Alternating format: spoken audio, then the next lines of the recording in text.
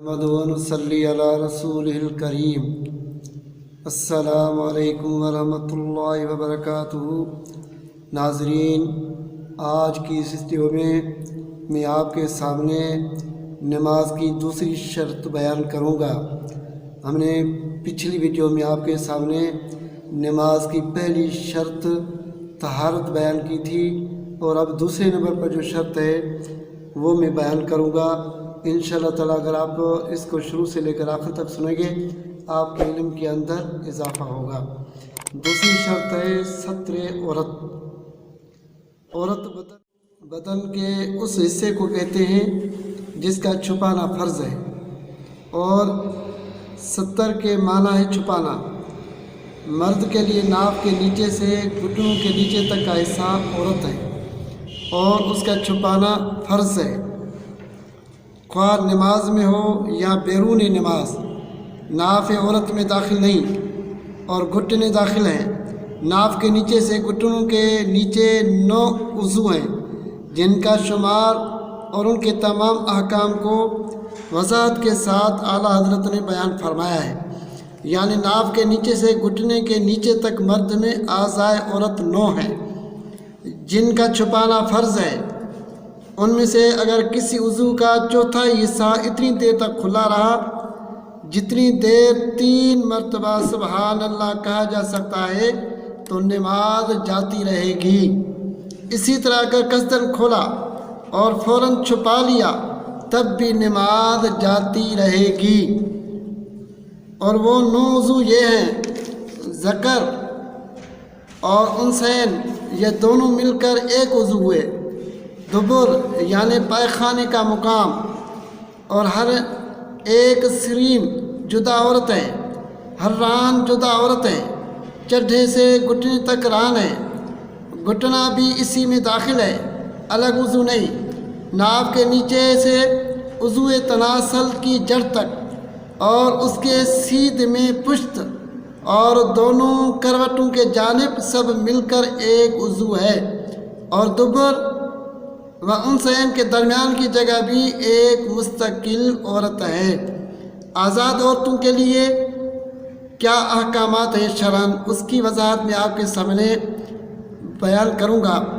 باستثناء 5 عضو کے سارا بدن آزاد عورتوں کا عورت ہے، اور وہ 30 اعضاء پر مشتمل ہیں۔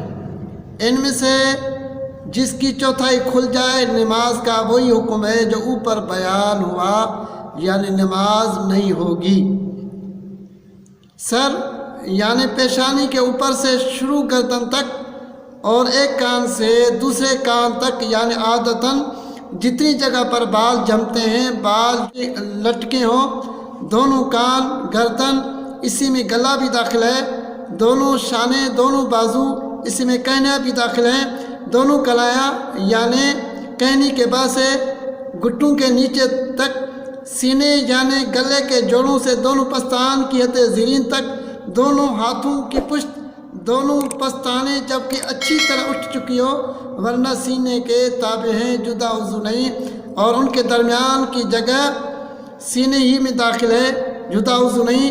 پیٹھ یعنی سینے کے حد مذکورہ سے ناف کے کنارہ زیرین تک، اور ناف کا پیٹ بھی اسی میں شمار کیا جائے گا۔ پیٹھ یعنی پیچھے کی جانب سینے کے مقابل سے کمر تک، دونوں شانوں کے بیچ میں جو جگہ ہے، بغل کے نیچے سینے کے حد زیرین تک، دونوں کروٹوں میں جو جگہ ہے، اس کا اگلا حصہ سینے میں اور پچھلا شانوں میں یا پیٹھ میں شامل ہے، اور اس کے بعد سے دونوں کروٹوں میں کمر تک جو جگہ ہے، اس کا اگلا حصہ پیٹ میں اور پچھلا حصہ پیٹھ میں داخل ہے۔ دونوں سرین، فرج، دبر، دونوں رانے، گھٹنے بھی اسی میں شامل ہیں۔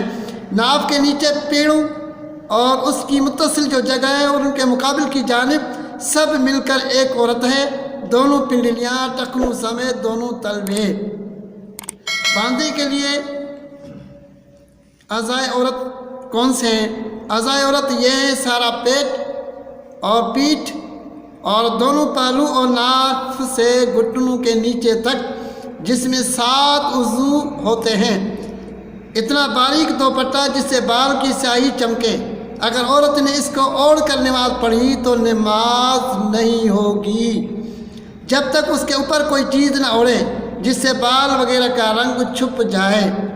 اور دوسرے نمبر پر ایک مسئلہ، اتنا باریک کپڑا جس سے بدن چمکتا ہو ستر کے لیے کافی نہیں، اس سے نماز پڑھی تو نماز نہیں ہوگی۔ بعض لوگ باریک ساڑیاں اور تہمت باندھ کر نماز پڑھتے ہیں کہ ران چمکتی ہے اور ان کی نمازیں نہیں ہوتی۔ ایسا کپڑا پہننا جس سے ستر عورت نہ ہو سکے علاوہ نماز کے بھی حرام ہے۔ یہ تھی نماز کی دوسری شرط جس کو ستر عورت بولتے ہیں۔ ہم نے اس کے بارے میں آپ کے سامنے وضاحت کی، اور جو مسئلہ بیان تھا ہم نے آپ کے سامنے وضاحت کے ساتھ بیان کرنا تھا وہ بیان کر دیا۔